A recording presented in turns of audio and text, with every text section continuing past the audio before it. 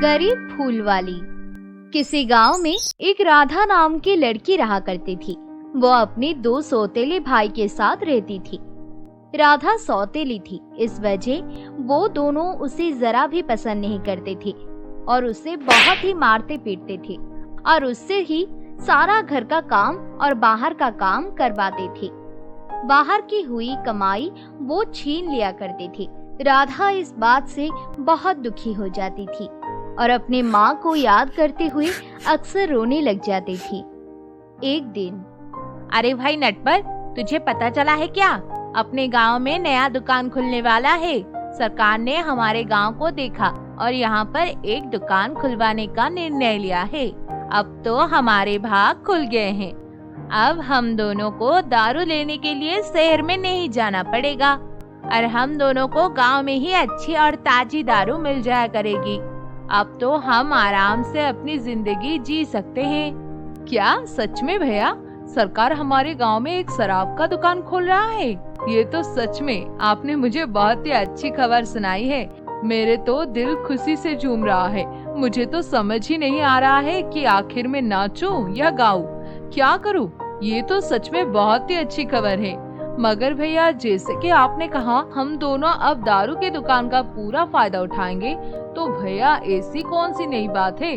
हम दोनों ही नहीं बल्कि पूरा गांव से जितने भी लोग हैं वो सभी तो गांव की दुकान के पास जाएंगे। उन सभी के लिए भी तो कितना अच्छा किया है ना सरकार ने। सरकार ने हम दोनों के लिए तो अच्छा नहीं किया होगा ना। उन्होंने सभी के बारे में सोचा। नटवर भाई, ये तो बहुत ही अच्छी बात है कि देखो सरकार ने हमारे गांव का मुनाफा किया, वरना हमारे गांव में ना तो पहले कभी शराब का दुकान खुला था और ना ही मुझे इस बात पर यकीन था कि दुकान खुलेगा। मगर अब मुझे यकीन हो गया है, सरकार हमारा भला करना चाहती है। दोनों भाइयों में ऐसे शराब और नशे की बात चल ही रही होती है कि तभी वहाँ पर राधा आ जाती है और दोनों भाई की बातें सुन लेती है और उनसे कहती है, भैया, आप जिसे सरकार का किया हुआ भला समझ रहे हैं, वो असल में आप जैसे लोगों के लिए बिछाया हुआ एक जाल है, जिसमें सभी नशेड़ी लोगों के लिए ठेके खुलवाकर सरकार अच्छे पैसे कमाना चाह रही है और तुम जैसे लोग उनके बनाए ठेके पर जाकर नशा करते रहते हो और अपने मेहनत के कमाई उनकी जेबों में भरते रहते हो। अरे भाई, ये तो कुछ ज्यादा ही जुबान लड़ने लगी हमसे। हमने इसे कुछ दिन से कुछ नहीं कहे ना, तो इसने सोचा कि अब हम कुछ नहीं बोल रहे हैं तो ये बोलना शुरू कर देगी। हमारे कुछ ना कहने का फायदा उठा रही है। आज हमारा सिर पर चढ़कर नाच रही है। भाई, इसे इसकी औकात याद दिलाना पड़ेगा कि ये कौन है और हम कौन है। हाँ भाई, तुम बिल्कुल सही बोल रहे हो। एक तो सौतेली है और हमसे जुबान लड़ा रही है। कितनी तेज हो गई है ना तू। देखो तो किससे रो रही है। तुझे सुबह कहा था कि जंगल से जाकर फूल तोड़कर ले आना। क्या तू लेकर आ गई वो फूल? हाँ भैया, मैं फूल तोड़कर ले आई हूँ। आपने मुझे सुबह ही ये काम करने के लिए कह दिया था ना, तो मैंने सुबह से ही अपनी टोकरी उठाकर जंगल चली गई थी और वहाँ से जाकर मैंने फूल इकट्ठे करके भी अभी घर आई हूँ। जरा दिखाना तो कौन कौन से फूल लेकर आई है। राधा राजू को अपनी फूलों की टोकरी दिखाती है।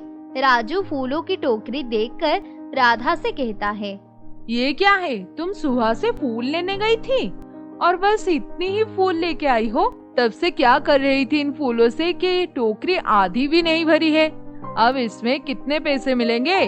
भैया, जहाँ से मैं फूल तोड़कर लाती थी, अब वहाँ से सारे फूल खत्म हो गए हैं, इसलिए आज मुझे फूल भी बहुत ही कम मिला है, इसलिए ये टोकरी आधी से भी कम है, वरना मैं तो हमेशा से ही टोकरी पूरी भर कर लाती थी ना। भैया, इतने फूल बेचने पर तो हम दोनों को कुछ भी नहीं मिलेगा। अब क्या करें? हम दोनों को आज शराब कैसे मिलेगी पीने के लिए, क्योंकि इन फूलों को बेचकर इतने पैसे नहीं हो पाएंगे। राधा, जितने पैसे तू रोज लाकर हमें देती थी, आज भी हमें उतने पैसे ही चाहिए। अब चाहे तुम इन्हें ज्यादा दाम पर बेचो, चाहे कुछ भी करो, मगर मुझे पैसे पूरे चाहिए, चाहे तुम कैसे भी लेकर आओ। पर भैया अगर मैं फूल को महंगे दाम पर बेचूंगी तो कोई भी फूल नहीं लेगा और सभी बिना फूल खरीदे चले जाएंगे, और ऐसे में तो जो पैसे मिलने वाले भी होंगे वो भी नहीं मिल पाएंगे। इसलिए भैया हमें फूलों को उतने ही दाम पर बेचने चाहिए। और भैया नशा करना अच्छी बात नहीं होती है, जिंदा रहने के लिए खाना जरूरी होता है, ना कि नशा। इसलिए मैं तो आपको सलाह दे रहा हूँ, आप ये सब छोड़ दो। राधा की ये बात सुनते ही दोनों को बहुत तेज गुस्सा आ जाता है और वो दोनों राधा को झड़ी से मारना शुरू कर देते हैं और मारते मारते राधा को अधमरी कर देते हैं। भैया छोड़ दो, भैया मैं आगे से कुछ नहीं कहूँगी, कृपा कर छोड़ दो भैया। अब आगे से तेरी जुबान नहीं चलेगी, चुपचाप पड़ी रहना और हमारे काम से टांग मत अड़ाना, समझी ना, वरना तेरी सेहत के लिए अच्छा नहीं होगा। राधा के सिर और हाथों में चोट लग जाती है। हमने तुझे कितनी बार समझाया है कि तुझे हमारे मामले में पड़ने की कोई जरूरत नहीं है। हम तो तुझे समझाते समझाते थक गए हैं, मगर तुझे तो कुछ समझ ही नहीं आता है। इतनी पिटती है फिर भी अभी तक तेरी अक्ल ठिकाने नहीं आई है।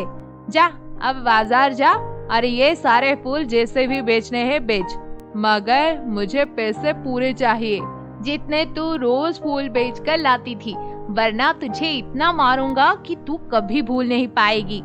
चल जा, और हाँ अगर पैसे नहीं लाई ना तो तुझे अपाहिज बना दूंगा, उसके बाद सारी उम्र भीख मांगती रहना।